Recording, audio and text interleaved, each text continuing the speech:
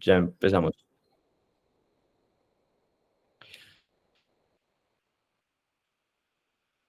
Muy bien, pues buenos días a todos. Encantada de estar esta mañana presentando este proyecto muy ambicioso, muy ilusionante, pero desde luego que debe de marcar el cambio de rumbo de la transformación de las ciudades, que es coger barrios y pensar barrios actuales y transformarlos en barrios saludables, barrios con criterios bioclimáticos, donde se den mejores condiciones de vida para todos.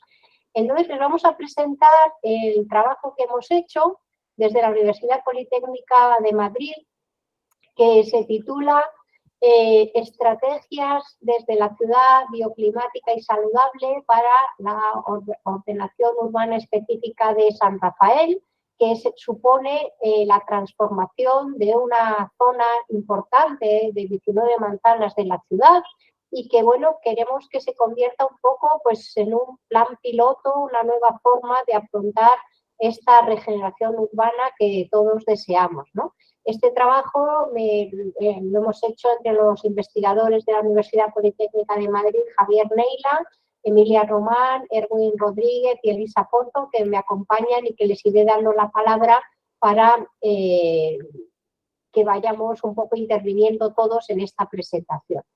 Bueno, pues realmente hemos cogido este proyecto con muchísima ilusión porque llevamos trabajando en temas bioclimáticos desde hace décadas y ahora hemos incorporado los temas de evaluación desde la salud de los barrios residenciales y claro, entendemos que es una nueva vía de afrontar la regeneración urbana y en estos espacios donde aquí aparece pues, una voluntad administrativa de buscar una solución a estos problemas que puede ser pues, muy ideal para todos y encontrar como una nueva forma de transformar la ciudad. Un poco con esa idea de desarrollo sostenible, de no hacer nuevos crecimientos, sino de usar ya los tejidos y las estructuras que tenemos, pero hacerlas más habitables, más vivibles y con mejores condiciones de vida para las personas, ¿no? Ese es un poco el objetivo que va definiendo este trabajo. El objetivo del barrio pues, se alinea con algunos de los objetivos de desarrollo sostenible. Por supuesto que el 11 de hacer comunidades más sostenibles es un poco central en todo el trabajo, pero también el objetivo 7, el objetivo 13, el objetivo 15, el objetivo 3 de salud universal. Bueno, pues al final realmente es un proyecto muy ambicioso, es quizá un planteamiento de plazos y a largo plazo para ir dando pasos un poco en este camino que se va a enseñar ahora. Y bueno, esto no es una cosa de la noche a la mañana, pero sí que van a ver como una perspectiva muy completa de hasta dónde se puede llegar con una intervención de este tipo y yo creo que también eso es muy interesante, tener como la visión posible final de un desarrollo de estas características, ¿no? Y luego ya iremos poco a poco transformándolo de cada manzana, cada calle, cada grupo de manzanas, pero ya con esta idea de estas estrategias generales, transversales, que lo condicionan todo.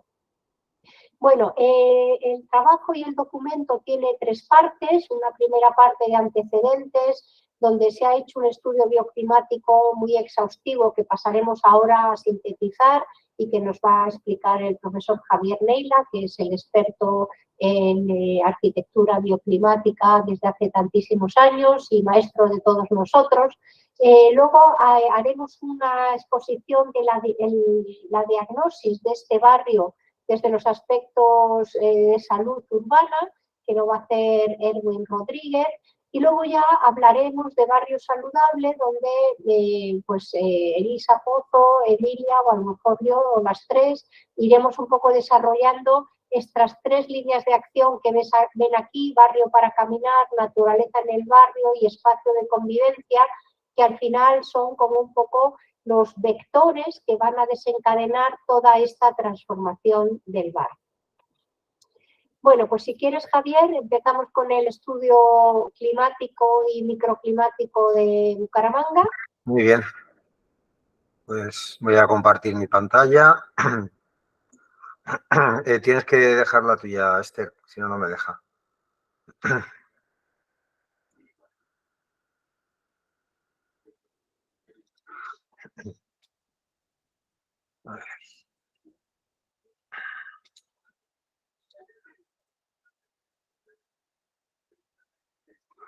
Bueno, pues muchas gracias. Buenos días, como ya nos habíamos dicho antes. Muchas gracias a todos los asistentes que muestran interés por estos temas de los que estamos hablando hoy en día. Voy a comentar la parte del estudio climático y cómo se relaciona con los dos grandes hitos que tiene esta propuesta, que es el bienestar y la salud. ¿Y qué nos ha llevado a hacer esas propuestas que ya hemos hecho, que ya hemos compartido con todos ustedes y que, bueno, pues ahora vamos a explicar un poquito más. ¿Qué nos lleva a hacer esas intervenciones? ¿Es un tema de arquitectura y eficiencia energética? ¿Es algo vinculado a la ciudad sostenible y saludable? ¿Es algo que tiene que ver con la ciudad y la arquitectura confortables? ¿Es así? ¿Son estas las prioridades? ¿Hay alguno que es previo a las anteriores? ¿Hay alguna incompatibilidad que nos haga que no podamos tocarlo todo? Yo creo que no. Pero en cualquier caso vamos a analizarlo con claridad. Bien, lo primero, hablar de la arquitectura sana y la arquitectura que sana cuando realmente es capaz. Realmente la arquitectura ha sido sana siempre. La arquitectura y sus consecuencias, pues no, evidentemente no. Hay que ser muy conscientes de los residuos que hemos generado, sobre todo en las grandes ciudades, de la contaminación que nos abruma en general en las grandes urbes, incluso de la pésima calidad ambiental que podemos tener o la pésima calidad del ambiente interior que hay en muchísimos de estos espacios interiores. En realidad ha sido siempre así. ¿Alguna vez hubo una arquitectura que fue realmente sana o no lo hubo nunca? Yo creo que también hay que ser conscientes de que cuanto más cerca de lo natural, cuanto más cerca de la naturaleza, más sana ha sido esa arquitectura y más hemos huido de esos grandes problemas que crean las grandes aglomeraciones cuando se han desarrollado de una forma incontrolada y sin planteamiento. ¿Hay, por tanto, una arquitectura sana y una arquitectura enferma? Sin duda alguna, eso es evidente. Y, por tanto, nuestro planteamiento es un enfrentamiento entre esos dos conceptos para dirigirnos correctamente hacia esa idea de la arquitectura sana. La arquitectura sana quizá la podemos encontrar claramente en la arquitectura primitiva, porque cuando esa arquitectura primitiva fue sana y al mismo tiempo confortable, la sociedad a la que dio lugar, esa sociedad que generó ese tipo de arquitectura, pues fue capaz de progresar y evolucionar cultural y tecnológicamente, pero hacía falta que fuera sana y confortable. Y ahí tenemos los grandísimos ejemplos de esa arquitectura adecuada que dio lugar a grandes culturas como la egipcia, la romana, la maya, la inca, la china, la japonesa, y habría muchos más, a lo mejor no de esa entidad tan grande como acabo de mencionar, pero siempre han existido. Dentro y detrás de cada buena arquitectura que ha sido sana y confortable, ha habido una gran civilización gracias justamente a esas premisas de la arquitectura y del urbanismo. Probablemente el uso de materiales naturales nos lleve a esa arquitectura sana. Eso es algo bastante propio de la arquitectura tradicional. Y el hecho de utilizar materiales naturales, además de proximidad, nos habla de sostenibilidad. Por tanto, ahí hay una referencia muy interesante en la que tenemos que fijarnos permanentemente. Perdona, Javier, no sé si estás pasando las diapositivas. Sí. ¿No se están viendo? No, estamos en la primera fija. Nada, fatal, muy bien. Sí, Andrés, estudio bioclimático. Gracias por haberme dicho, porque a lo mejor es la forma de compartir. Vamos a verlo otra vez. Ahora ya saltaba arquitectura. Nada, dejar de compartir y voy a compartir en lugar de puesto ventana, pues toda la pantalla, a ver si toda la pantalla. Así. Perdona que te hayamos interrumpido, pero es que no, al contrario, no sabíamos... al contrario, menos mal que toda la pantalla, a ver. Vamos a ver si así con toda la pantalla, voy a irme aquí otra vez a la presentación. A ver. ¿Se está viendo la presentación? Ahora sí. Ahora salta. Voy a pasarla sí, al principio. La voy a pasar al principio simplemente ya sin decir nada, pero para. ¿Ha pasado? Sí, ahora sí. Vale, pues era la forma de presentar, no se puede compartir ventana, hay que compartir la pantalla entera. Bueno, nada, estaba comentando que nos había llevado a hacer este tipo de propuesta para San Rafael y ahí planteaba, digamos que alternativas aparentemente distintas en las que podría haber prioridades, pero que en realidad no son incompatibles, son perfectamente compatibles. Y ahí hablaba de la realidad entre una arquitectura que a lo mejor no ha sido sana en todos los casos y ha dado ejemplos tremendos de contaminación, de residuos, de espacios interiores insalubres. Frente a ella, pues hay espacios pues mucho más saludables, mucho más adecuados, que en general tienden a estar cerca de lo natural. Por tanto, me preguntaba eso, ¿y hay una arquitectura sana y una arquitectura enferma? Pues sí, evidentemente la hay, y ahí es donde, bueno, pues surgía esta idea de que realmente ha habido una arquitectura sana siempre vinculada a una sociedad que ha podido evolucionar gracias a ella, y ponía estos ejemplos que acabo de comentar. ¿Y qué estaba diciendo a continuación? Pues estaba diciendo que en la arquitectura tradicional y en esa arquitectura primitiva, realmente el empleo de materiales naturales nos lleva a ambientes que seguramente serán sanos, y el empleo de materiales de proximidad, también algo muy razonable y muy lógico, lleva a la sostenibilidad por tener unos recursos propios, próximos, no solamente medioambiental, sino incluso económica y social. Y estaba empezando a poner ejemplos, arquitectura basada en el bambú, arquitectura basada en la piedra, en la madera, recursos distintos, como se puede ver, pero recursos naturales y de proximidad, o la nieve helada de los inuit, o la tierra, o la turba. Es decir, siempre ha habido un empleo de ese tipo de recursos para poder hacer una arquitectura sana y sostenible. ¿Por qué puede ser sana o no sana la arquitectura? Porque hay que entenderlo. Pues puede ser sana o no sana por el lugar donde se ubica, por los materiales que se emplean para su construcción y por el propio diseño.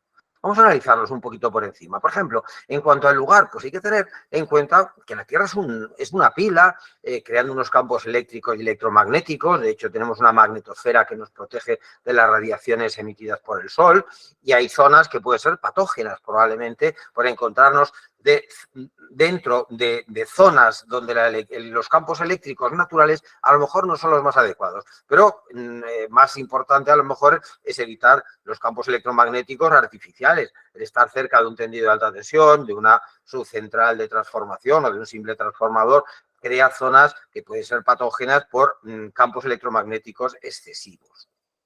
El radón, que es un gas radioactivo, es un gas que está en la naturaleza, de la descomposición del radio, y que atraviesa la Tierra y que sale al ambiente, se disipa sin problema, pero que si se encuentra una vivienda, un edificio de por medio, pues se puede llegar a acumular ahí. El radón, en principio, se destruye con mucha rapidez, en 3,8 días nada más. Pero si en ese proceso de destrucción se combina con las partículas en suspensión, mala ventilación, por ejemplo, de un edificio, puede penetrar en los pulmones y, pegado a los alvéolos pulmonares, al transformarse en polonio, emite radiaciones alfa que alteran el ADN y que generan cáncer de pulmón. Por tanto, es un tema a tener en cuenta como parte de la ubicación. La calidad del agua, que siempre fue un determinante y que llevó a que siempre en todas las aldeas, en todas las tribus, siempre había una persona que era capaz de detectar la calidad de esas aguas para ubicar con más acierto la ubicación de la población. Y, por supuesto, los riesgos naturales, que en muchísimos casos pues no hacemos caso de ellos. Por los materiales, bueno, pues volviendo a la idea del radón, hay materiales que tienen emisiones radioactivas y están vinculadas normalmente al radio y al radón. El granito y la pizarra son claros ejemplos de esas emisiones, y bueno, cuando la concentración es elevada, podemos encontrarnos que dentro de un edificio la calidad del ambiente por esas emisiones es claramente negativo. Habría que tenerlo en cuenta también. El formaldehído es un compuesto magnífico porque polimeriza estupendamente bien y permite hacer resinas y materiales aislantes estupendos. Gran parte de los aislantes espumados están hechos en base al formaldehído. Sin embargo, este compuesto, que es muy volátil, cuando se concentra de una forma suficientemente alta, pues puede llegar a provocar en un primer momento irritación en los ojos, pero con el paso del tiempo, si la concentración se mantiene, puede llegar a provocar tumores en las fosas nasales. Hoy es raro que haya materiales de acabado, muebles dentro de un edificio que no tengan de alguna manera el formaldehído. Si el edificio está muy bien ventilado, y eso nos llevará a nuestras soluciones de futuro, si el edificio está muy ventilado, a lo mejor en un mes o en un par de meses se elimina por completo el formaldehído. Pero si la ventilación es escasa, pues puede durar 1 o 2 años el formaldehído dentro del edificio. Algo parecido le pasa a los compuestos orgánicos volátiles, que también están en muchísimos materiales de construcción y en materiales pues vinculados a pinturas, a productos de limpieza, etcétera. Los orgánicos volátiles se subliman a temperatura ambiente y en cuanto que estén incorporados en cualquier material, ya digo, líquido o sólido, de hecho ahí aparece la imagen de un salpicadero porque es muy típico que los salpicaderos tengan compuestos basados en orgánicos volátiles, pues se va lanzando al ambiente interior y volvemos a tener lo mismo, una concentración elevada puede llegar a convertirlos en tóxicos. Los campos eléctricos. La Tierra tiene con respecto al cielo, a la atmósfera, tiene una diferencia de potencial. Esa diferencia de potencial hace que permanentemente nos estén atravesando los campos eléctricos perfectamente bien. Es una cosa con la que el ser humano está en perfecta sintonía. Pero puede ocurrir que a lo mejor incorporemos dentro de los edificios suelos con una capacidad de aislamiento eléctrica relativamente alta y en ese momento ese campo eléctrico no nos puede atravesar correctamente, creándose un estado de nerviosismo, de estrés, de ansiedad en el ser humano, simplemente porque no hemos sido capaces de entender que hay que dejar que esos campos eléctricos se eliminen. La electricidad estática sería otro problema. La electricidad estática la puede provocar pues una mala instalación eléctrica, mal realizada, puede provocarlo también el mobiliario metálico, puede provocarlo también algunos equipos de ordenadores, informáticos, y provoca una patología que está recogida como parte de posibles daños en oficinas, porque esto sobre todo es más insistente en oficinas, que es la lipoatrofia semicircular, que lo que hace es destruir la grasa subcutánea. Frente a esto, la bioconstrucción. Utilizar materiales naturales, cuanto más naturales sean, cuanto menos elaborados, cuanto menos componentes extraños necesiten, mucho más sano será seguramente el edificio. Ejemplos de paja, por ejemplo, para crear muros aislantes o materiales aislantes naturales, que antes estaba hablando de ellos. La madera, la tierra o las superficies vegetales. Es decir, que la bioconstrucción tiene muchos recursos hoy en día como para poder evitar todos esos productos que podían ser muy negativos. Por el diseño, ¿qué puede haber como separación entre ser o no ser sana la arquitectura? La falta de luz. La luz es la que da lugar a la descarga de serotonina en el ser humano y la serotonina es la hormona de la felicidad. ¿Y qué lo provoca? La entrada de luz a través de las pupilas. Cuando estamos viviendo, trabajando en entornos oscuros de umbría, no se produce esa descarga de serotonina y, por tanto, pues hay riesgos que acaban en el suicidio, por ejemplo, en países en los que hay muy poca luz, como son los países nórdicos. Luego, eso hay que tenerlo en cuenta como parte del diseño del edificio. La mala ventilación, ya hemos visto que estaría vinculada al formaldehído y a los orgánicos volátiles, pero más aún, está vinculada también al tabaco, si dentro de ese espacio hay fumadores, a los gases metabólicos, a los que respiramos, al oxígeno que respiramos y que exhalamos en forma de CO2, y por tanto es un gas contaminante, a los productos de combustión, si dentro del edificio hay elementos de combustión, una caldera, una cocina, un calentador de algún tipo que emiten CO2 otra vez, pero también óxidos de nitrógeno u óxidos de azufre en función de lo que estemos quemando y en el peor de los casos monóxido de carbono si la combustión es incompleta. Los gases de la basura que surgirían de simplemente la descomposición natural de la basura y que producen metano y por tanto son también contaminantes si el espacio en el que se encuentra ese cubo de la basura doméstica no se ventila con corrección. Y por supuesto, pues todos los contaminantes biológicos, los ácaros del polvo, a los mohos y y toda la contaminación que puede surgir pues de humedades, de manchas de humedad, de condensación, de capilaridad, etcétera. Por supuesto, los formaldehídos, como hemos visto antes, y los orgánicos volátiles. El ambiente ruidoso, también. El ambiente ruidoso nos puede parecer que es un problema de incomodidad, de falta de confort, pero es que afecta a la salud. Realmente, en España, en Europa se han detectado que al año mueren unas 12.000 personas prematuramente como causa del ruido. El ruido excesivo obliga a que el organismo genere un efecto de protección frente a ese ruido, lo cual deriva ese esfuerzo corporal hacia ese aspecto negativo, olvidándose de otros aspectos, de otros anticuerpos, de otras posibles protecciones que dejan un poco al descubierto y que hacen que ese cuerpo esté más sensibilizado ante otro tipo de enfermedades. Por tanto, el ruido igualmente. Y quizá lo que nos pueda parecer más interesante el ambiente frío o caluroso, muchas veces vinculado con la pobreza energética. A modo de ejemplo, el cuerpo humano se adapta muy bien a las temperaturas, pero hay una temperatura a partir de la cual pues, se produce un disparo realmente de incremento de enfermedades y mortandad. Concretamente, para temperaturas altas, pues corresponde al 95%, un percentil del 95%, que en el caso de Madrid son 36 grados. A partir de ahí, cuando la temperatura sube en un grado más, hay un aumento de mortandad por enfermedades cardiorrespiratorias del 12%. Claro, esto se puede evitar si el edificio ha tenido en cuenta este factor tan negativo. Bien, y esto nos lleva finalmente a salud y bienestar, que empezaba al principio con ese dilema, salud y bienestar. ¿Es lo mismo? No, no es lo mismo. Evidentemente, todos sabemos perfectamente que puede haber ambientes en los que nos encontramos perfectamente confortables y que no son saludables porque no se está ventilando bien, pero a lo mejor no lo captamos porque son gases inodoros, puede ser el radón, el monóxido de carbono, los formaldehídos, puede haber esos gases y son confortables. O al contrario, pueden ser ambientes que no nos parecen confortables, nos sentimos bien, pero sin embargo son perfectamente saludables porque se están ventilando bien, etcétera. Por tanto, no son lo mismo, no lo son, aunque hay una relación muy clara entre ellos. De hecho, el bienestar está vinculado básicamente a los estímulos que recibe el cuerpo humano, estímulos térmicos, lumínicos, acústicos, olfativos, que finalmente, a través de los mecanismos que tiene de difusión de esa información, llega al cerebro y genera una cierta sensación. Pero la sensación es única, es global, se combina en el cerebro y nos da una idea global del espacio en el que nos encontramos,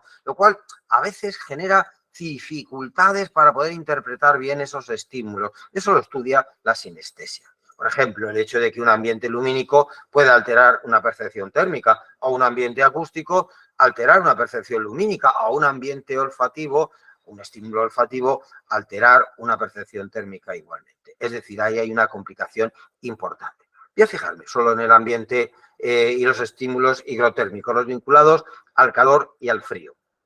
En este sentido, el ser humano tiene un rendimiento de su actividad corporal energético muy malo, muy bajo, solo el 5%.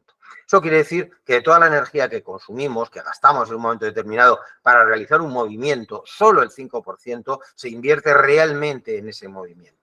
El 95% restante lo disipamos en forma de calor, como lo hace cualquier máquina que no tiene un rendimiento perfecto. El resto es en forma de calor. Y justamente en esa disipación del calor es donde se alcanza el confort. ¿Cómo podemos cuantificar el confort? Porque el ser humano, las personas, no perciben directamente las temperaturas del ambiente, sino que lo que se percibe es la pérdida de calor corporal.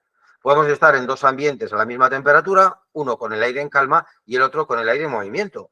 En este segundo ambiente tenemos una sensación de mayor frescor y no es porque haya una temperatura más baja, sino porque simplemente estamos percibiendo que en ese ambiente con un mayor movimiento de aire perdemos más cantidad de calor. Por tanto, ahí estaría el aspecto fundamental del estudio del bienestar higrotérmico. A esto lo llamamos actividad metabólica o velocidad del metabolismo.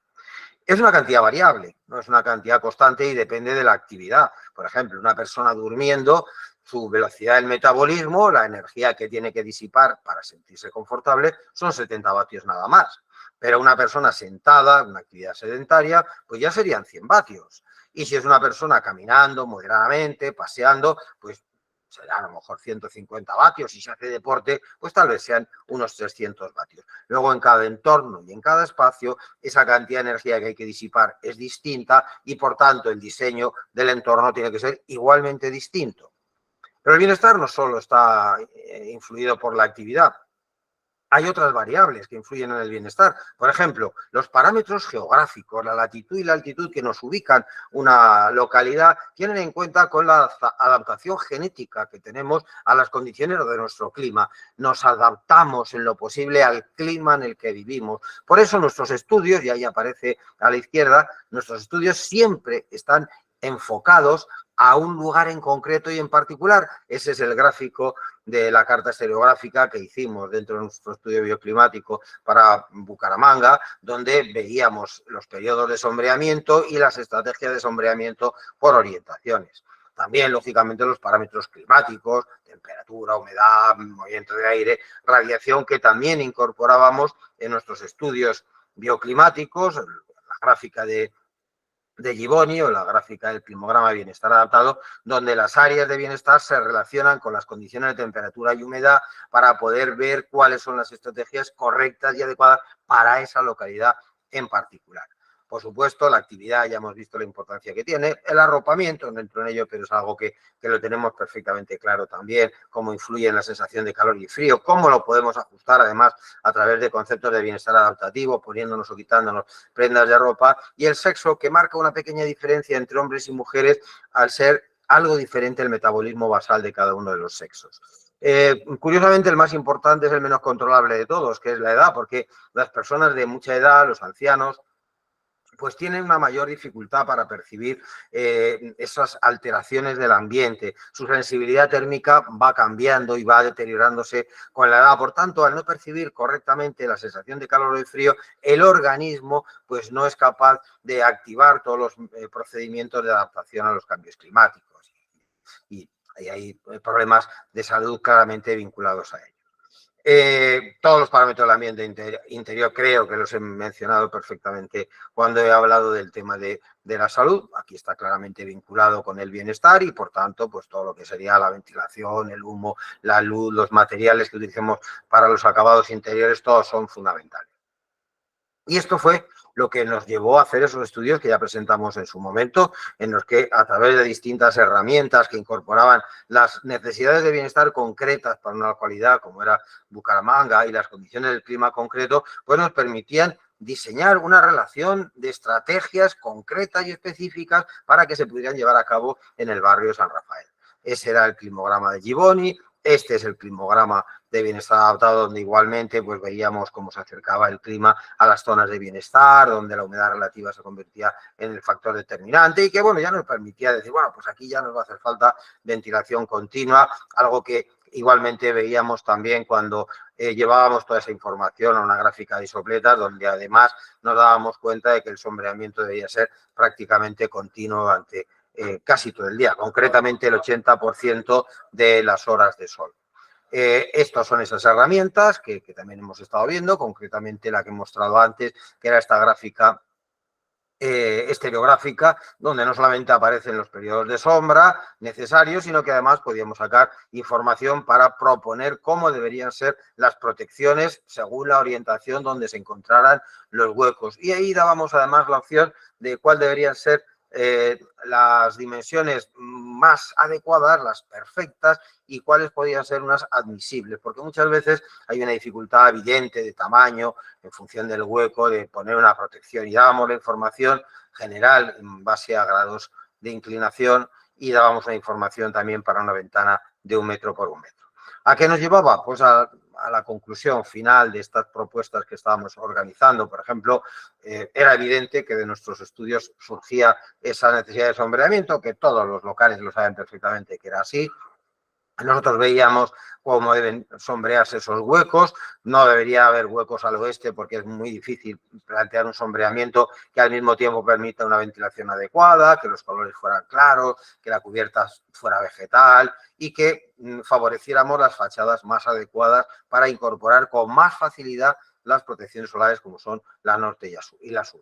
Igualmente lo veíamos con esa necesidad de ventilación para eliminar la sobrehumectación, para eliminar las cargas internas e igualmente para asegurar una ventilación cruzada. De nuevo, otra vez la fachada volvía a ser necesaria que fuera alargada, dejando una crujía relativamente corta. Si no, pues siempre se puede hacer una ventilación a través de patios, de chimeneas, etcétera. La estructura urbana tenía que favorecer ese tipo de propuesta. Los edificios deberían ser alargados y por tanto tenían que colocarse de esa manera. Deberían ser contrapeados en lo posible para que el aire pudiera circular por ellos. Debería haber vías anchas para que los vientos dominantes pudieran moverse con facilidad, creando succiones de las calles laterales y depresiones en las fachadas y pues todo lo que pudiera ser vegetación entre edificios y en el entorno urbano pues sería realmente una ventaja grande. Y por último, pues la estructura constructiva y las estrategias constructivas que surgían incluso desde el principio de lo que he ido comentando. Materiales constructivos locales, que es lo más sostenible que hay. Materiales constructivos de origen vegetal, que son igualmente sostenibles y al mismo tiempo pues pueden ser más sanos. Materiales constructivos reciclables. Podíamos entrar al detalle de todo esto que ya se propuso en su momento, pero básicamente teníamos ahí todas las propuestas que surgen de un estudio detallado que nos lleva y nos dirige exactamente a las necesidades concretas de Bucaramanga. Y nada, yo con esto ya termino. Muy bien, pues muchas gracias. Vamos a continuación con esta idea de diagnóstico, pasar a las propuestas para establecer las condiciones de barrio saludable y bioclimático. Esta es la estructura que les he mostrado anteriormente con las condiciones de la diagnosis bioclimática que nos acaba de explicar el profesor Neila, y ahora vamos a pasar ya a la idea de San Rafael, barrio saludable y bioclimático. Si quieres, Erwin, nos cuentas esta primera parte. Adelante. Gracias, Esther. Bueno, como ya escuchamos de las recomendaciones del profesor Javier Neila, es importante y mantener aquellas condiciones que nos permitan mejorar los canales de viento, ¿no? Sobre todo aquellas corrientes de viento que vienen de la zona norte de la meseta, y el control de estas escorrentías que se generan de oriente hacia occidente, que sobre todo propician deslizamientos en temporada de lluvia, ¿no? Entonces, tenemos que trabajar para desarrollar en las edificaciones estrategias de sombreamiento para evitar sobrecalentamiento de los edificios. Hay que proteger los huecos, deben permanecer sombreados, evitar los huecos al oeste y cuidar las sombras, ¿no? Sobre todo sobre los espacios públicos y aquellos espacios de estancia para que sean más amables al ciudadano, ¿no? También tenemos que desarrollar edificaciones que nos permitan corrientes de aire internas para favorecer la ventilación cruzada en todo momento y evitar este sobrecalentamiento de espacios que se generan al interior con las mismas cargas internas o por las condiciones de sobrehumectación de las viviendas, sobre todo en las zonas húmedas como los baños, los patios, sobre todo eso. Siguiente, por favor. Bueno. Con esta idea voy a plasmarles yo, a explicarles brevemente lo que ha sido la ordenanza, con las ideas bioclimáticas y con este resumen de cosas que tiene que tener. Pues nos hemos propuesto hacer una ordenanza con una serie de artículos sencilla. Artículo 1, donde se resume toda la forma de la edificación. Un artículo 2 de la envolvente del edificio, donde cómo son las fachadas y sobre todo cómo va a ser la cubierta, porque es uno de los elementos que más radiación solar recibe y que debemos de cuidar al máximo para no sobrecalentar los inmuebles. También algunos otros detalles de las particiones interiores, de tabiques, puertas, etcétera, que también podemos recomendar. Y finalmente otros elementos bioclimáticos que puedan incorporarse a las edificaciones como ayuda y para mejorar las condiciones y reducir el gasto energético. Bueno, pues estas ordenanzas podían ser recomendaciones, ordenanzas obligatorias, y podían establecerse en todas las parcelas de esta nueva ordenación de San Rafael. Relativo a la forma del edificio, pues todas las edificaciones deben de ser alargadas, con fachadas mayores en la directriz este-oeste. Debemos de buscar fachadas fraccionadas por el tema del viento. Si el viento viene del norte y ponemos una gran fachada alta, continua y que haga como una especie de tapón, pues realmente el viento no va a pasar a otras parcelas posteriores y manzanas posteriores. Por lo tanto, esta idea de que tenemos que buscar retranqueos, alineaciones diferenciadas, como ven aquí en este esquema posible de áticos, sobreáticos, patios, bueno, pues que todo esto nos vaya ayudando a garantizar la ventilación cruzada en todas las edificaciones. También esto hace que las dimensiones de las crujías deben de ser mejor estrechas que anchas, entre 18 y 12 metros, para que realmente podamos tener ventanas en los dos lados y podamos tener esa ventilación cruzada necesaria. Y por supuesto que buscar microclimas, tanto aquí en el interior de edificaciones, dentro de una manzana, como en los espacios de retranqueo, que también tenemos bastantes en esta ordenación propuesta. El segundo artículo habla de las envolventes. Las fachadas deben de ser siempre de color claro, tienen que tener los huecos todos sombreados. Hay que poner ventanas protegidas en la orientación sur y, si es posible, no hacer grandes ventanas al oeste o incluso quitar las ventanas al oeste. Los marcos de las ventanas deben de ser colores claros. Si se pone aislamiento, que no es obligatorio por temperatura, pero puede ser recomendable en algunos casos, siempre por el exterior de la fachada. Importantísimo es el tema de las terrazas sombreadas. Terrazas que al final puedan hacer, como ven aquí en el esquema, un posible microclima, un espacio de conexión entre el interior y el exterior, y que puedan realmente también transformar estos espacios en espacios más habitables. Y siempre con jardineras y espacios verdes. Estas serían las fachadas y también importantísimo la cubierta. ¿Cómo tenemos que hacer las cubiertas? Pues las tenemos que poner en colores claros y reflectantes siempre, sombreadas si puede ser o con vegetación autóctona para que realmente tengamos un efecto refrescante de estos elementos urbanos que no sean potencialmente nuevos focos de islas de calor. Y luego, si es posible, también incorporar energías renovables, como ven aquí, térmicas o fotovoltaicas. La idea aquí es que la ordenanza diga que es obligatorio la instalación de energías renovables, bueno, pues para que esto no sea un elemento de voluntarismo, ¿no?, sino que realmente tengamos una transformación real de este barrio. Por último, también algunas ideas de particiones interiores, que claro, pues si tenemos estas edificaciones y no hay paso a través de tabiques o puertas, pues también podemos tener a veces pues como unos espacios mal ventilados, y también la idea de que haya un paso posible de aire de unas estancias a otras, pues puede ser un elemento bastante recomendable.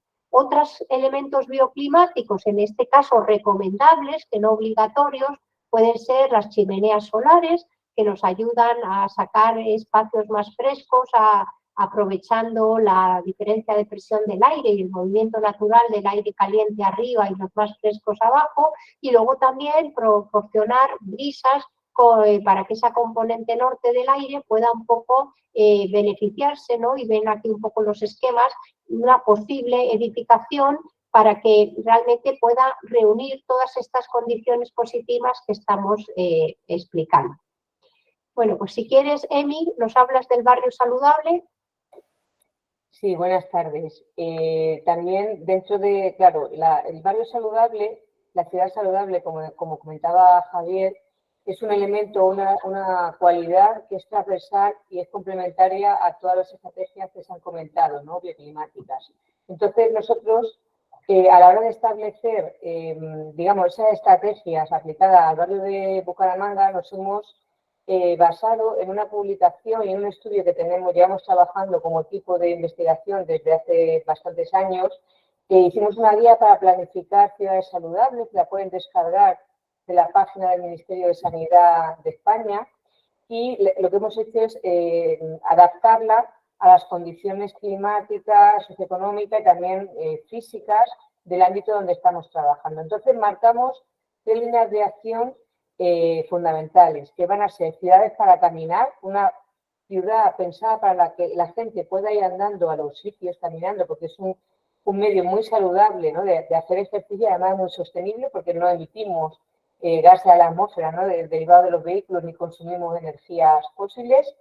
Otra gran línea estratégica es la introducción de la naturaleza en la ciudad, porque está muy demostrado, no solamente en temas de arquitectura, sino también en otros tipos de ciencias, ¿no?, de la salud, etcétera, los grandes beneficios que tiene la introducción de la naturaleza para las personas en la ciudad, tanto beneficios físicos como de salud mental. Y por último, los lugares de encuentro y convivencia. Es fundamental porque la ciudad, el origen de la ciudad es justamente un espacio de convivencia donde pueda haber ese encuentro, sobre todo también de carácter intergeneracional, que se puedan mezclar clases sociales, edades, etc. Entonces son como los 3 grandes ejes los que vamos a trabajar. Dentro de cada uno de los ejes de barrio para caminar, que vemos aquí en la columna azul, naturaleza en el barrio y espacios de convivencia, van asociados a una serie de cuestiones clave, ¿no?, de áreas temáticas clave. Por ejemplo, en barrios para caminar tiene que haber una serie de condicionantes muy importantes, ¿no?, como que haya densidad, que haya ciudades complejas, ¿no?, con mucha diversidad, ¿no?, de actividades, sobre todo en planta baja, ¿no?, que se mezcle lo residencial con lo terciario, etcétera, contigüidad de espacios, un buen diseño del espacio público que sea seguro, que haya confortabilidad, ¿no?, como decía Javier Negla, ¿no?, o comodidad en todos los aspectos, ¿no?, visual, etcétera. Seguridad, accesibilidad, sentido de pertenencia de entidad, una buena distribución de equipamientos, ¿no?, que haya esa proximidad de determinados equipamientos, incluso de las zonas naturales, para que la gente pueda acceder a ellos caminando, ¿no?, las personas. También importante, que se va a ver a continuación, el manejo de los pavimentos como elemento importantísimo a la hora de crear esos microclimas, ¿no?, y de adaptar bien el diseño urbano a las condiciones del área, ¿no?, del ámbito. Y en el ámbito de espacios de convivencia, que haya también participación pública y gobernanza, ¿no?, en este diseño, ¿no?, del espacio, que la gente pueda opinar también, las personas, y establecer no solamente lugares de convivencia en el espacio público, sino que haya sedes físicas en edificios que permitan abonar lo que es la actividad física y también como espacios de encuentro. Bueno, en cuanto a barrios pensados para caminar, lo que se ha intentado es establecer una jerarquía de calles donde haya calles realmente con prioridad peatonal, con un tratamiento específico, ¿no?, también del pavimento, y que permita a todo lo que es las personas que viven en el barrio acceder caminando y con seguridad a determinadas dotaciones del ámbito. También se ha intentado incorporar no solamente cambios de pavimento, sino vegetación, ¿no?, para que haya confort climático, pero también confort visual. Y conexión a las zonas verdes. Podemos ver que hay una serie de zonas verdes de proximidad que a su vez están conectadas con las grandes zonas verdes perimetrales, digamos, al ámbito de actuación. Aquí podemos ver con más detalle, ¿no? Hay parques que están unidos a las grandes infraestructuras verdes, pero también en las manzanas hay una serie de trocitos verdes que se pueden ver, ¿no?, tramados en verde, que son parques de proximidad, zonas verdes de proximidad que van a permitir a las personas poder acceder a diferentes, porque no es una cuestión, el tema de la zona verde, solamente de metros cuadrados por persona, sino de cómo puedo acceder a esa zona verde. Podemos tener mucha zona verde y muy difícil accesibilidad, y entonces no nos sirve. Entonces está bien el poder conjugar diferentes tamaños y también que haya una conexión lo más física posible entre los espacios verdes de diferentes tamaños. Bueno, y aquí el verde también no solamente tiene que estar en la calle, como comentaba Esther, como comentaba Javier, el verde puede ir también incorporado en los edificios. Hay muchas soluciones en los edificios a partir de las propias terrazas o las cubiertas o fachadas verdes que pueden dar también contribuir a ese verde dentro de lo que es el cañón urbano, ¿no? Entonces aquí podemos ver que hay espacios para la vegetación y diferentes, en la sección se pueden ver diferentes tratamientos de los pavimentos en función de si son para vehículos o son para personas, etcétera. Esto es muy importante, que esa visión global, ¿no? Aquí se ve la carrera 15, que es una de las calles más importantes que cruza el ámbito, que queden muy claramente delimitados los espacios para peatones, espacios más de reposo. Esto también es importante, que las calles tengan bancos para que las personas mayores puedan desplazarse y ir, porque claro, el desplazamiento de una persona mayor no es igual que de una persona joven, ¿no? Entonces necesitamos esas áreas de reposo y también de convivencia en el espacio público, fuentes, tratamientos diferentes, ¿no?, en las superficies, ¿no?, en el pavimento, vamos. Entonces, muy importante, y por supuesto sombreamiento para que estemos en confort. En este caso, bueno, creo que esto lo he comentado, ¿no? También Esther en el... Sí, de la naturaleza, si quieres, Erwin, nos Sí. cuentas la naturaleza en el barrio, algunas ideas estructurantes que tenemos aquí. Sí, o sea, la idea fue aprovechar los espacios verdes que son las escarpas, como la escarpa de la zona norte y la escarpa de la zona occidental, para integrarlas dentro del proyecto, ¿no? Esto tejiendo un eje verde fuerte sobre la carrera 15 y luego llevando esa infraestructura verde en diferentes capas hacia las diferentes calles y carreras que conforman el ámbito urbano, ¿no?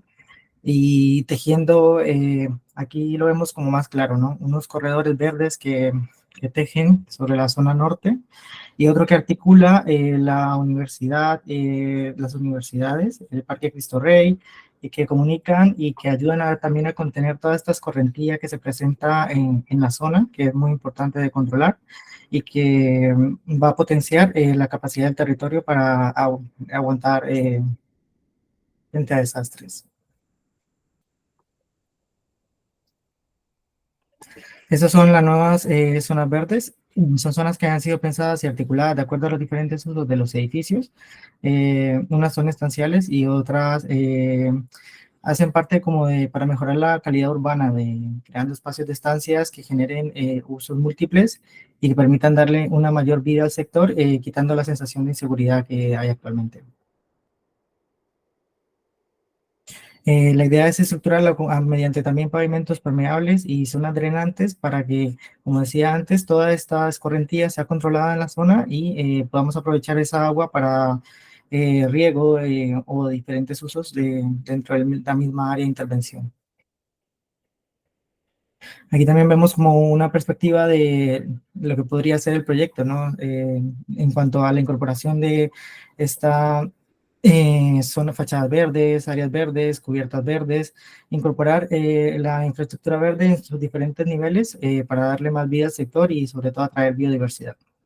Sí, yo quería añadir aquí, pues, cómo aparece la gran transformación de la calle, ¿no? La calle y la retícula sigue como está, pero gracias al retranqueo, gracias a la articulación de los edificios, a la existencia de terrazas, de balcones, de soportales, pues al final la idea es tener calles más dinámicas, más activas, más seguras y peatonales. Y bueno, pues este podría ser una posible visualización de una de esas calles intermedias que se están proponiendo. Sí, esa misma naturaleza va a generar espacios de sombra que nos permiten que la gente se incentive y camine sobre la calle o quiera estar en la calle, y por lo tanto vamos a atraer vida hacia el sector. También la última línea eran los espacios de convivencia, que a veces son verdes, pero a veces no lo son y son nuevas plazas. Y aquí la idea es hacer tres grandes espacios de convivencia nuevos, uno más relacionado con el colegio, que está en este punto, otro con el mercado, que está en el punto de abajo, y otro elementos de restauración y comercial que están en estas zonas de aquí. O sea, la idea es que, claro, la carrera 15 deje de ser una frontera y una división, sino que haya más permeabilidad entre ambas partes, de un lado y de otro, y que gracias a estos equipamientos, incluso esta disposición en U de los espacios terciarios, puedan dejar pequeñas plazas y espacios verdes para ir articulando pues también un elemento de conexión entre todas ellas y de articulación espacial de todo el conjunto, ¿no?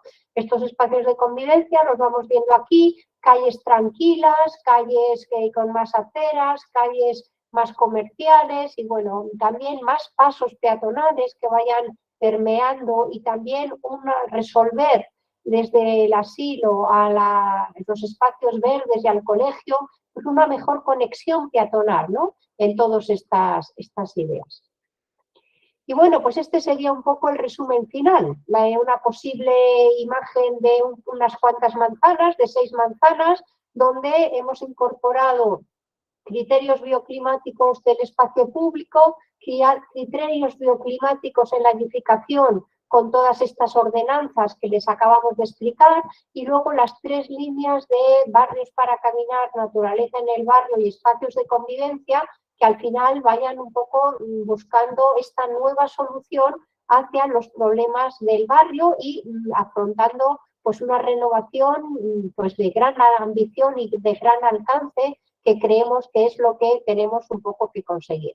Por tanto, pues nada, la conclusión, creemos que el proyecto es una extraordinaria oportunidad para todos, o sea, para los residentes, para las autoridades locales, para los técnicos, incluso si esta ordenanza se llega a articular realmente y ser normativa, pues no solo para este espacio, sino para réplica de otros espacios también en Bucaramanga, para que al final podamos entender las condiciones del viento, del sol, del agua y de la infraestructura verde, incorporarlas dentro de la ciudad y hacer unas edificaciones que vayan proyectándose también alineadas con esos objetivos y que vayan transformando la ciudad en este sentido que todos queremos. Pues esto es todo. Muchas gracias por su atención y quedamos atentos a sus preguntas. Pues Esther, Erwin, Javier, Elisa, bueno, todo el equipo, muchas gracias por acompañarnos, por este espacio. Mientras acá hace como unos 2 minuticos dejamos una encuesta en el chat para conocer qué tal les estaba pareciendo el espacio, para que nos ayuden diligenciando. Se demoran 1 minuto, 1 minuto y medio, no se demoran más. Y pues queremos aprovechar este espacio y estos minutos que nos quedan para que puedan ustedes hacer las preguntas, para que puedan opinar también del webinar, de este trabajo que se está haciendo en conjunto con el INVISBU, y pues que los micrófonos están abiertos para escucharlos en este momento, entonces aprovechemos. Silvia, ¿tú ibas? Silvia.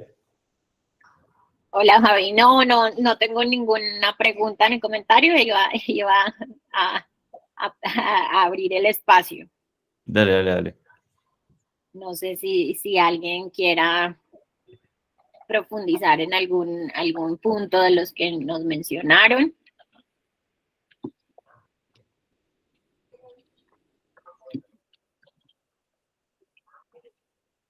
Están muy tímidos, pero bueno.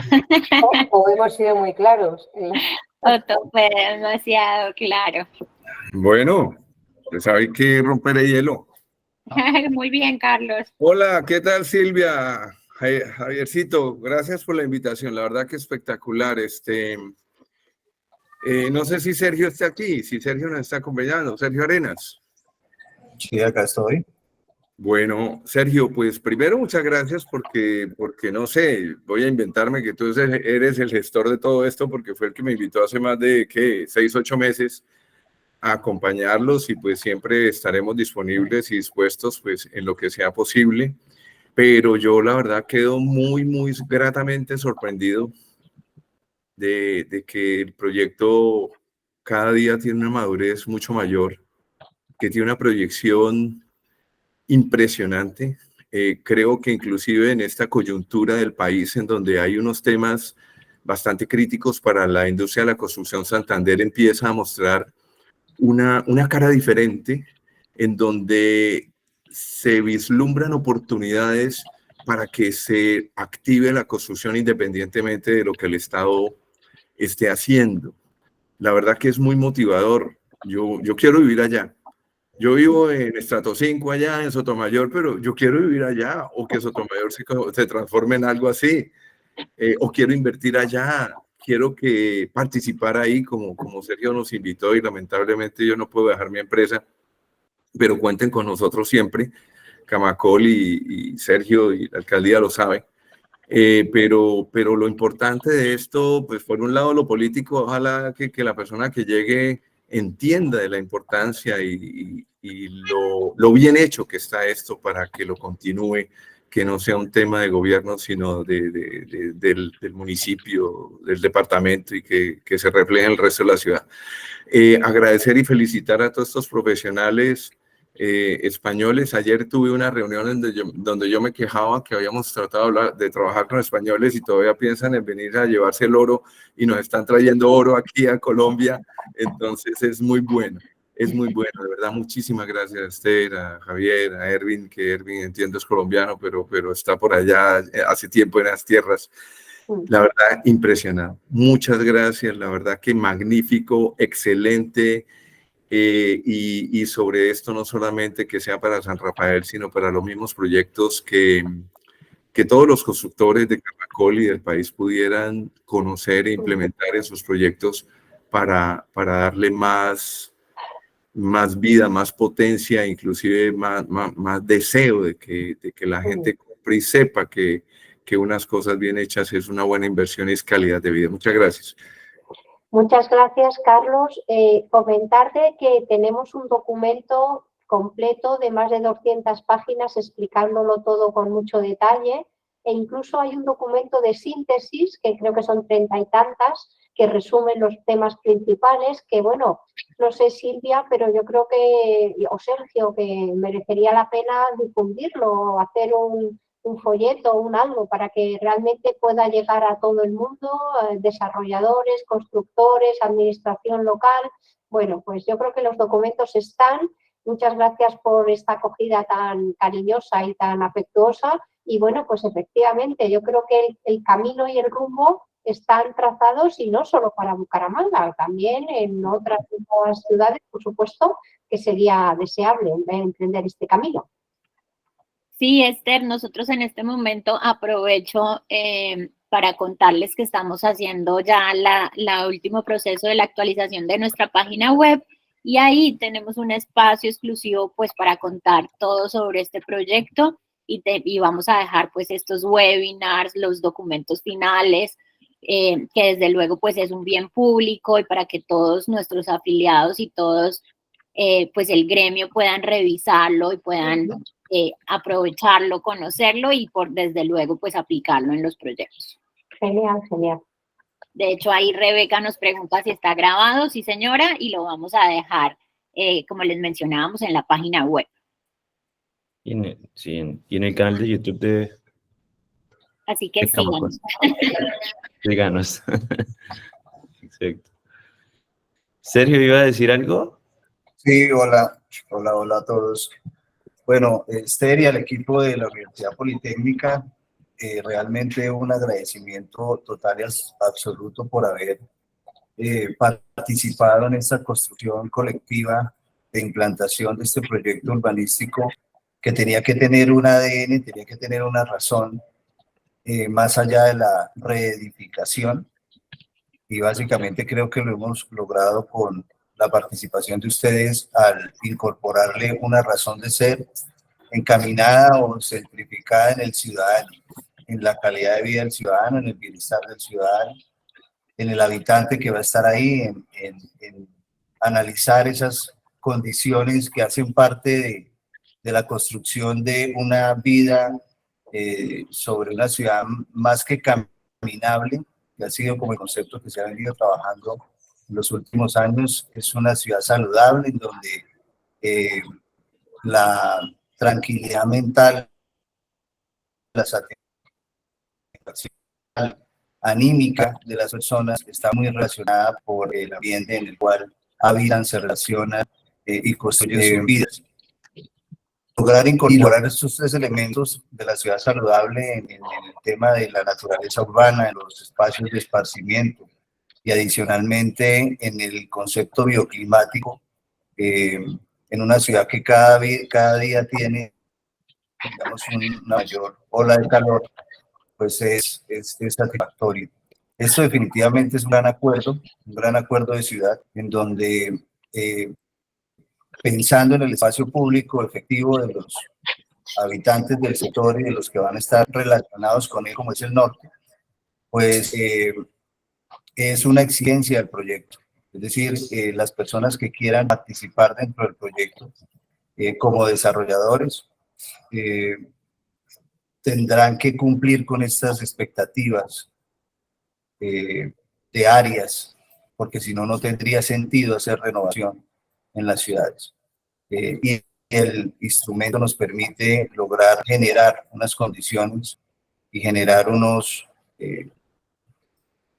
requisitos que nos permitan generar o básicamente concentrar todos los esfuerzos del desarrollo urbano con un propósito. Y el propósito pues es la gente, son las personas que van a habitar ahí. Entonces, a Camacol y a todo el equipo de la Universidad Politécnica ha sido un ejercicio largo, yo sé que ha sido mucho trabajo y bueno, muy satisfecho de poder incorporar dentro del resultado final de este trabajo estos conceptos para que los desarrolladores dentro de su área de creación arquitectónica puedan implementar estos elementos. Creería que no todos, porque pues es perfecto, pero sí que se acerque a lograr garantizar de alguna u otra forma que la persona que va a vivir ahí tenga calidad de vida. Pues muchas gracias a todos y a todos los que nos están acompañando hoy en este espacio. Un abrazo.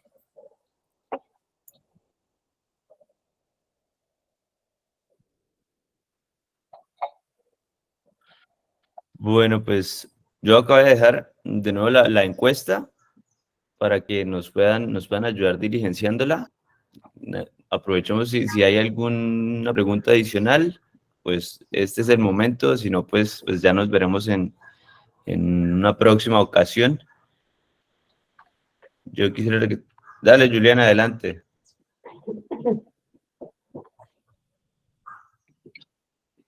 Bueno. En las medidas consideradas para vivienda, ¿se tuvieron en cuenta los marcos normativos nacionales, el cumplimiento de la Resolución 0549 para ahorro de energía y agua? Por tratarse de vivienda BIS, se proponen medidas como energía renovable. ¿Se tuvo en cuenta el tope presupuestal para este tipo de vivienda? Bueno, pues no. Dos. En la normativa, o sea, se ha hecho una propuesta de ordenanza todavía un poco preliminar. El objeto del trabajo y del contrato no era hacer una ordenanza bioclimática para Bucaramanga, y para hacer esto pues habría que haber hecho pues un estudio de todas las normas, por supuesto, vigentes, e incluso transformar a lo mejor algunas de las existentes, matizando algunas cosas, etcétera. Pero bueno, son todavía cosas como generalistas, básicas, que desde luego pueden marcar un proyecto bioclimático, y que yo creo que, bueno, pues si el esfuerzo es hacer una normativa, estaríamos completamente dispuestos y abiertos a hacerlo, porque hemos hecho normativas en España también, bioclimáticas y ambientales, y para mí es que es una herramienta muy valiosa, porque al final son elementos de obligado cumplimiento, ¿no? O sea, los objetivos de desarrollo sostenible y todas estas ideas son muy valiosas, pero son muy voluntaristas también, y hay veces que no llegan demasiado lejos, como una ordenanza que diga todas las ventanas tienen que tener una protección solar exterior, que si eso lo dice así la normativa por ley, es mucho más, vamos, que es obligatorio, ¿no? Entonces, bueno, pues de momento no se han considerado las normativas existentes, porque eso llevaría un segundo trabajo un poco, pero que podríamos abordarlo sin ningún problema. Bueno, pues ahí, antes de darle paso al ingeniero Carlos, por ahí está la última pregunta, que es si en urbanismo, en el documento matriz se encuentran los indicadores de espacio sostenible por habitante, de espacio público por habitante, ¿se pueden consultar? No se han hecho ratios de espacio público por habitante, no se han hecho, porque un poco todavía la estimación es muy de anteproyecto, y bueno, pues los volúmenes están un poco definidos en unos 20 pisos, pero en el desarrollo que hemos trabajado estábamos trabajando muy en la fase de anteproyecto. Las torres empezaron con menos plantas, luego se dijeron 20, luego 21. Entonces, esa precisión, el número de habitantes, precisiones normativas, eso está todavía sin definir, ¿no? Ahora sí, mi ingeniero, buenos días de nuevo. Sí, esto ya es técnico. El tema es el siguiente. Nosotros tenemos la 0549, como bien lo decía Julie, pero ahí aparece que el constructor se autocertifica. Por un lado, pues es una cuestión de voluntad, como bien lo dice Esther. La otra es que no es, o sea, sí es obligatorio porque hay una circular, hay una circular que la tengo aquí precisamente, 2020-003-755. No veo aquí la fecha exacta, pero precisamente en esa circular que salió en el año 2021, habla de que todo eso es obligatorio, que no he dicho, había una gradualidad desde el año 2015, es obligatorio y tenía que haberse actualizado en 2018. Cuando estuvimos en pandemia en 2020, participamos precisamente con el Ministerio de Vivienda tratando de conseguir las líneas bases nuevas, pero tenemos un problema gravísimo, que si aquí no hay sanciones, nadie lo hace. Entonces, sí me gustaría saber qué tipo de sanciones hay allá, porque me imagino la primera es que no le dan la cédula de habitabilidad o no le permiten la ocupación, pero qué sanciones hay allá y quién es la persona que lo revisa que cumpla. porque como yo soy supervisor técnico y entrego un certificado técnico de ocupación, me gustaría hacerme cargo de eso. No voy a asustar a nadie, pero me gustaría hacerme cargo de eso. Bueno, sí, es una asignatura bastante pendiente el tema de la disciplina urbanística. Nosotros tenemos una reglamentación de disciplina urbanística muy severa, muy estricta y tal, pero también creo que no tenemos las suficientes sanciones y que deberíamos de tener más otro control, ¿no? En otros países europeos, bueno, pues el cerramiento de terrazas, la resolución de áticos, cosas que realmente transforman el paisaje de la ciudad, provocan disfuncionalidad térmica, están realmente muy regulados, prohibidos y muy penalizados, ¿no? En el caso español, yo creo que ahí todavía tenemos un camino importante por recorrer. Pero yo, en base a esta idea, soy más partidaria que en vez de sanciones, hablar al revés, de pequeños regalos de edificabilidad. Es decir, si usted me sombrea los huecos o tal, le permito hacer un ático más o le permito que el espacio tal, es decir, en positivo. Y yo creo que eso lo entiende mucha gente mucho mejor. Incluso hay veces que en algunos ayuntamientos lo que se ha hecho ha sido una lista de cumplimiento de 12, 14 puntos muy básicos de qué color es su fachada, tiene aislamiento, tiene persianas, tiene ventilación cruzada, para ir pudiendo decir sí, no, sí, no, sí, no. Y si usted cumple 15 puntos de los 20, se le rebaja la tasa de licencia en un 5%. Bueno, eso lo entiende todo el mundo. Y esa es la mejor forma efectiva de transformación, ¿no? Entonces, a veces por edificabilidad, o pues si usted hace una terraza en buena orientación y con plantas y tal, pues no le computa edificabilidad, pero si la hace en otra orientación, pues sí le computa. Entonces, es simplemente entrar también en ese juego que desde luego planificadores y normativos podemos hacer y un poco desde el incentivo, ¿no? Yo creo que es un camino muy interesante ese. Sí, totalmente de acuerdo, Esther. De hecho, pues lo hemos estado revisando, la forma de pronto de incorporar dentro del proyecto y desde todo pues el municipio que haya este tipo de incentivos, porque la resolución 549 es a nivel nacional, pero permite que cada municipio tenga sus incentivos o sus programas para promoverlo. En este momento esa resolución está en revisión y es muy probable que en los próximos meses veamos una actualización de la norma, pero desde luego que acá pues coloquialmente hablamos de la zanahoria y el garrote, y pues esto sería la zanahoria, obviamente, un incentivo para que más se sumen a hacer, y pues digamos para claridad, las ordenanzas, pues lo que hablábamos es lo mínimo. Ustedes ven que no hay, por ejemplo, unos porcentajes o una especificación, es como lo mínimo que podría ser, que probablemente alcanza incluso para cumplir con la 549, pero serían como, pues digamos, los mandatorios, los básicos, no negociables. Sí, señor. Bueno, pues creo que ya vamos cerrando. Muchas gracias de nuevo, Emilia, Esther, Erwin, Elisa, Javier, por acompañarnos a todos los demás. Este espacio de nuevo va a quedar en el canal de YouTube y en la página de Camacol para que lo puedan consultar si tienen alguna duda o quieren revisar algo adicional. Y pues cualquier cosa estamos por ahí disponibles a que nos contacten y a ayudarles en lo que necesiten. Acabo de dejar de nuevo en el chat el link de la encuesta de satisfacción para que nos ayuden diligenciando, y pues nos vemos en una próxima ocasión. Muy bien, pues muchas gracias a todos Quiero ustedes. hacer un comentario para Gracias. concluir, ¿no? Digamos, si me permite. Bueno, Sí. Yo creo Muchas que gracias. aprovechar que el POD está en revisión, ¿no? En la alcaldía, y fomentar esta ordenanza, ya bajarla a una escala más local y que nos permita incorporar estas soluciones y que sean avaladas por el curador, ¿no? Que sea ya una entidad de control territorial y que nos permita llevar al cumplimiento de estas acciones que queremos llevar a cabo. Muy bien, pues cualquier cosa estamos a su disposición. Muchas gracias. Eso estén es. muy bien, muchas gracias. Hasta luego. Gracias, hasta luego. Hasta luego a todos, que estén muy Buen bien. día. Hasta luego. Adiós. Gracias, hasta luego. Chao, gracias. Perdón.